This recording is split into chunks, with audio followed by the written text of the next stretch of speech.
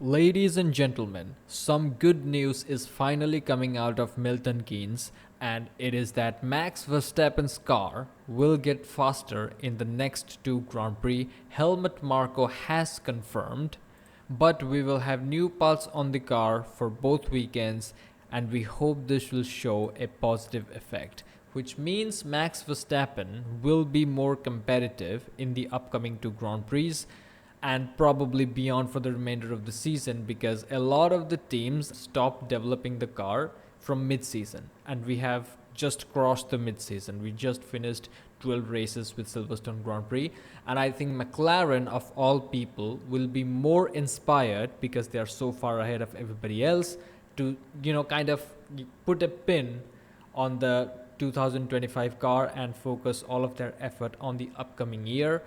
Now Red Bull, because they are so far behind and Max Verstappen is pissed off and the boss man just got fired, they are going in the opposite direction and they're doubling down in these 2 weeks of break, and they will be bringing new upgrade packages to Max Verstappen car only. Yuki Tsunoda, the second Red Bull driver, is a lost cause.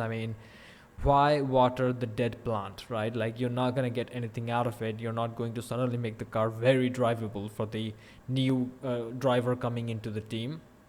This gives me hope for the title aspirations of Max Verstappen in this season. I want him to win the 5th world title. This time he should be fighting and winning the title in the 3rd fastest car. That'll be more interesting. I think he already did it with the 3rd fastest car last year, so this year is probably the 4th fastest car, so that'll be even more big of an achievement for Max Verstappen, and he didn't even have the fastest car right from the beginning of the season, so it'll be even a bigger achievement compared to 2024. And you might be thinking why I don't want Oscar Piastri to win, because I've been rooting for Oscar Piastri. There are two reasons. Number one, I have predicted Oscar Piastri will win in 2026, so that's that.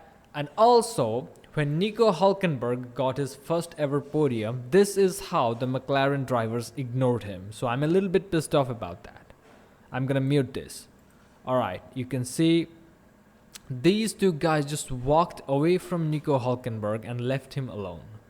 Such a dick thing to do, and that was the moment in which I've been thinking that Max Verstappen, I've been thinking that Red Bull should get their shit together to, ship some useful upgrades to Verstappen's car.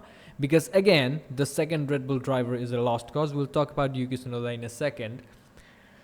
So that he can challenge for the world title in a more decisive way, in a stronger way. And I want him to win this season's championship to show, everybody knows already, but the new guys, the papaya fans, they need to know that there are levels to this game. I'm annoyed by them. So there are levels to this game. Max Verstappen's car is getting upgrades. He is going to smoke the McLarens in Belgium and Hungary. That means back-to-back wins.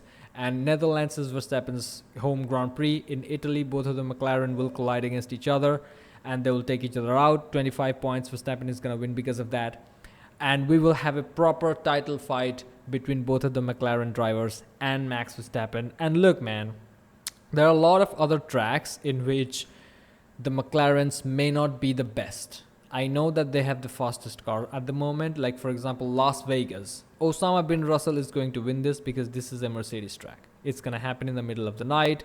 The track is going to be cold. Everybody else is going to struggle except for Mercedes. So it's their track.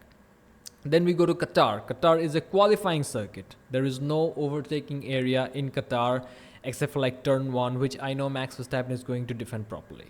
So there are not a lot of overtaking opportunities, and Verstappen had pole last year.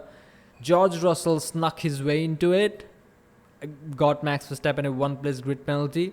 But this year, that's probably not going to happen. And if Verstappen sticks it on pole, then I don't see anybody else taking it away from him. Qatar is always a boring race, so there's nothing much is going to happen.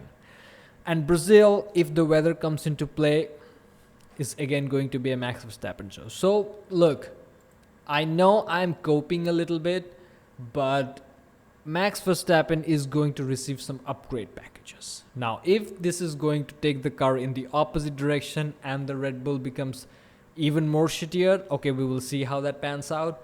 But right now, finally, some good news from the Red Bull Racing headquarters in Milton Keynes.